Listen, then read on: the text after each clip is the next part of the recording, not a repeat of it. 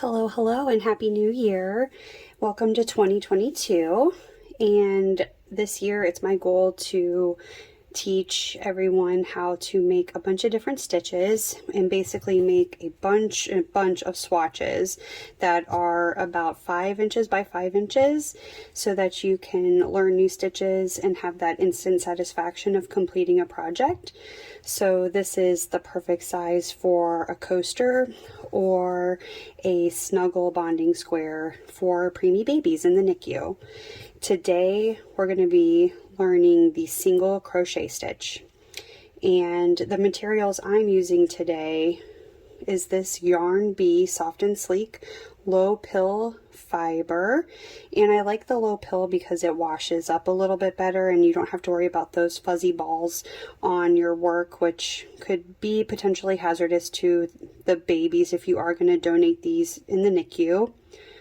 The color is called Crisp Air, and it is suggesting a J hook. So I'm going to use my Clover Amour J hook. These are my favorite hooks. I have a link to them in the description if you are interested. I also have some scissors, a yarn needle, a tape measure, which potentially optional, but if you're working on learning gauge, I suggest a tape measure or a ruler, and this fun toy that I just got, which is also totally optional, but it is a stitch counter ring so I can keep track of my rows. So let's begin. And if you've watched any of my Skillshare classes, you might know some of this already. If you want a really deep dive into beginner crochet, I suggest you check out my Modern Crochet for Beginners, the boho coaster class that goes through the single crochet in deep detail. But this is a nice kind of quick summary of that class. So we're going to take our yarn. We first need to make our slip knot. So get a little bit of a tail here. I'm going to wrap it around my finger, pull my loop off my finger, take my short tail, just place it through the loop, not all the way, tighten that, and there's your slip knot. Take your hook. You do not have to have a J hook, just as long as you're maintaining the gauge. It doesn't matter what size hook, but I'm going to use a J hook. Place that inside the loop and tighten your slip knot. So I prefer my knife hold. You might try a pencil hold, whatever feels more comfortable. I hold my yarn by draping the yarn over my pinky, then folding my hand down, then placing the yarn between my index and middle finger. And I find this is the best way for me to control my tension. You may find just holding it between your fingers here, or, you know, like this, whatever works for you. There's different ways, but as long as you're comfortable, who cares? So to start out with a single crochet, you can chain any number, it doesn't matter. And for me to get this 5 inch by 5 inch square with my J hook, that was a chain of 18. Now we're going to begin chaining. So hold your yarn however you think it's comfortable. Again, I take mine around my pinky, and then I fold my hand over and grab the yarn again through these two fingers. Yarn over onto your hook, grab the yarn, kind of have to turn the hook slightly to grab that yarn and pull through your slip knot.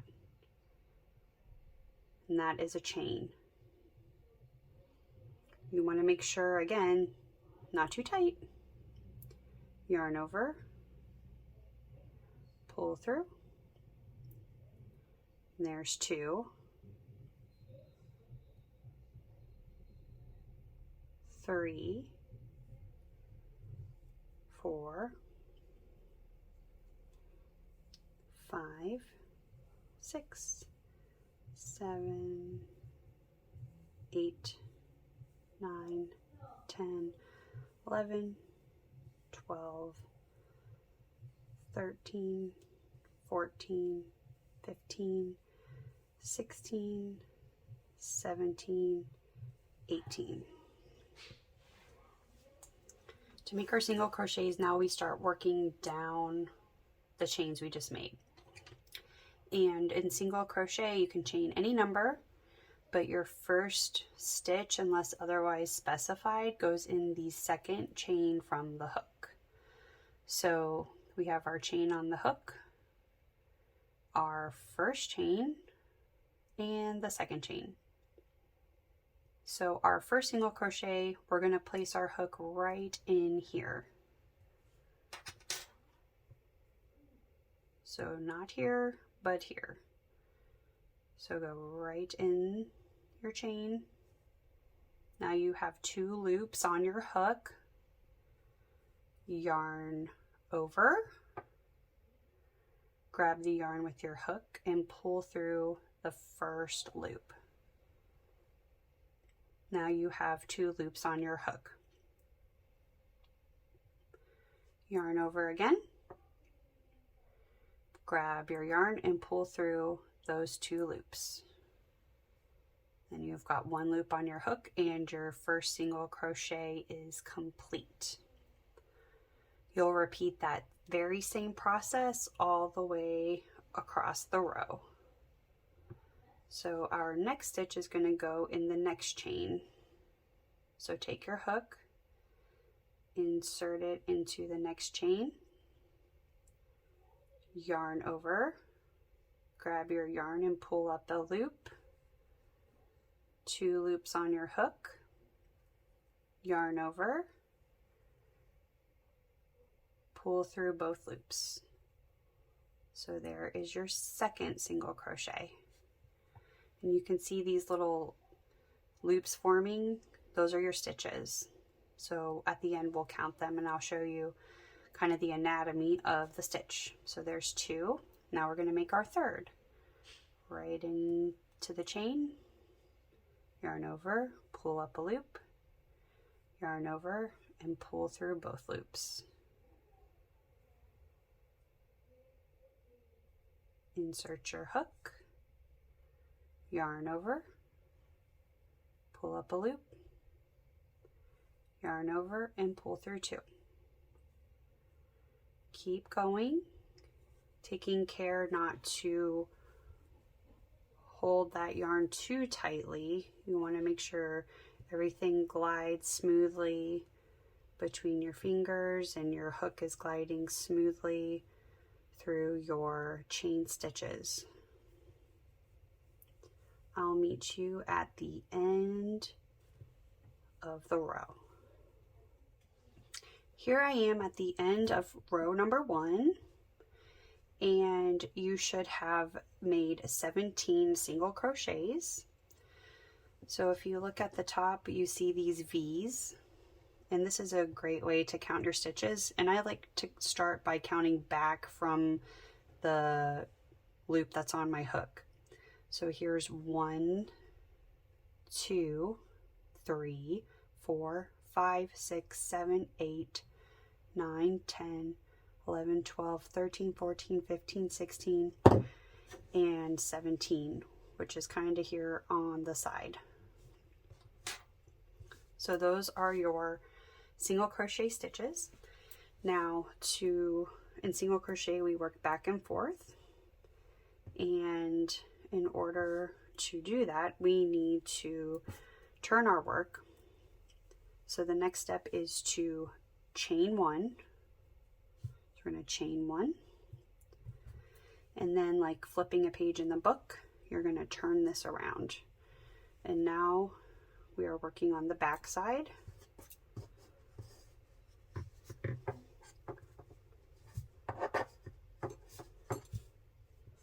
And I'm going to change my stitch marker to row 2.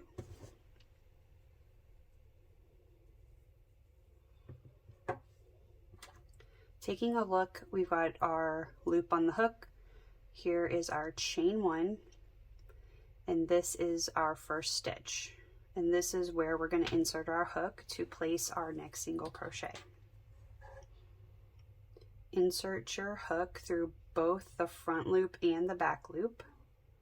So this is a stitch. It kind of looks like you've got two loops stuck together. Yarn over, pull up a loop. You have two loops, yarn over, pull through two. And that is a single crochet. Repeat the same process all the way down the row. So insert your hook through, this is the front and the back loop. So both loops. Yarn over, grab the yarn and pull through, pulling up your loop for two loops on the hook, yarn over and pull through the remaining two. Again, insert your hook, yarn over, grab the yarn, pull it through to pull up a loop, yarn over again, pull through the last two. Continue down the row. Pause the video, take a break if you need to. Don't try to speed through this. Really take your time and try to keep your tension even, your stitches even.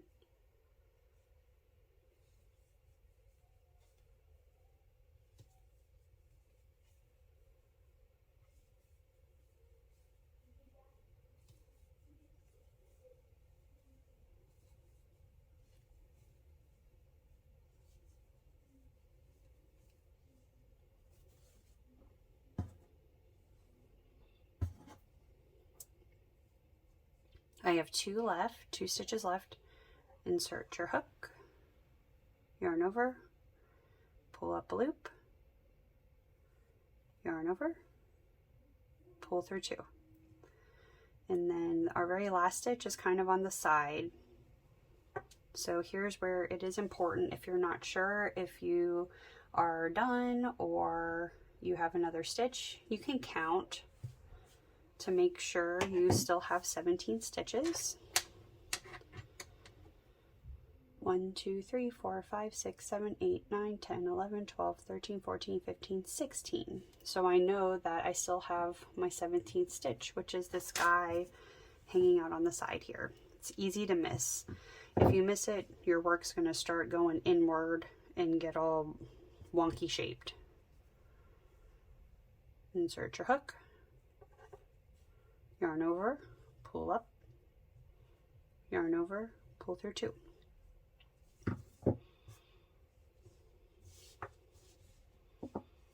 So that is row number 2. It is finished. Just going to check my gauge here. And I'm at about 5 inches, a little bit longer than last time, probably because I'm going ultra slow here. But let's do this. I'm going to chain 1 and turn my work. So I'm back on the right side. And you can see we're measuring about 5 inches. So to obtain 5 inches this way, I made 18 rows. And you might need to make more rows or less rows. Just keep your tape measure handy and keep going until you've reached about 5 inches in height. And like I said before, for me that was 18. So I am now on row number 3. Keep practicing. Your first stitch is always going to go in the stitch after your chain 1. So in the same stitch as your chain 1, but when you're looking at your hook, you've got your loop on the hook, your chain 1, first stitch always in here.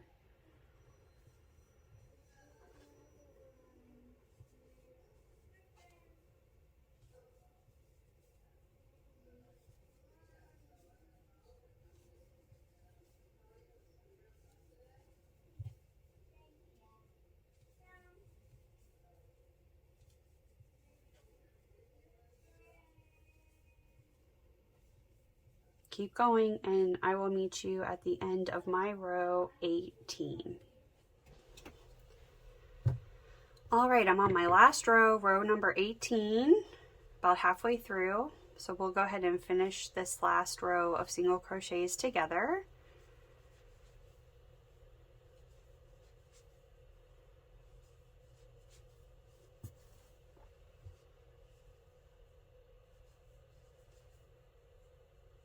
If you have any questions, drop them down in the comments, or something you'd like explained in more detail.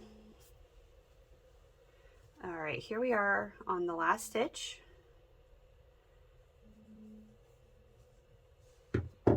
Good.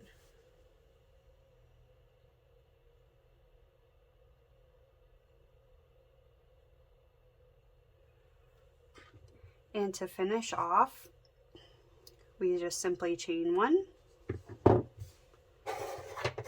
leave a little bit of a tail to weave in, pull out your hook, and tighten up that tail. And there is your swatch, single crochets. So it should measure about 5 by 5, give or take. And like I said in the beginning, this is a great size for practice. Practice a new stitch before you tackle a larger project. Get a good idea of your gauge for the project with the yarn and the hook that you're using. This makes a great coaster size. You can add a cute border, some fringe. But I crochet these for the NICU, and these are called bonding squares. One square is placed in the isolette with the baby, and then mom, dad, or caregiver takes the second one, and they get each other's scent, and that helps them feel connected and bonded. So mom can tuck this in her shirt, or dad under the pillow, snuggle it while they're sleeping. Same thing with baby. Then the next time they see each other, or about every 12 hours, you swap, and now baby has the one that mom, dad, or caregiver had, and mom, dad, caregiver has the one that baby had. So one of the strongest, most developed senses in preemies is scent. So this is a great way for mom and baby to feel connected when they cannot be together. And being a past NICU mom myself, what a treasure this would have been to take a little piece of my baby home with me each day. So something to think about and something to consider. Definitely check with your local hospital to see if this is something they accept, but think of all the different cool crochet stitches you could learn and then also give away for such a great cause. So I thank you very much for taking the time to learn with me today, and I will see you in the next video.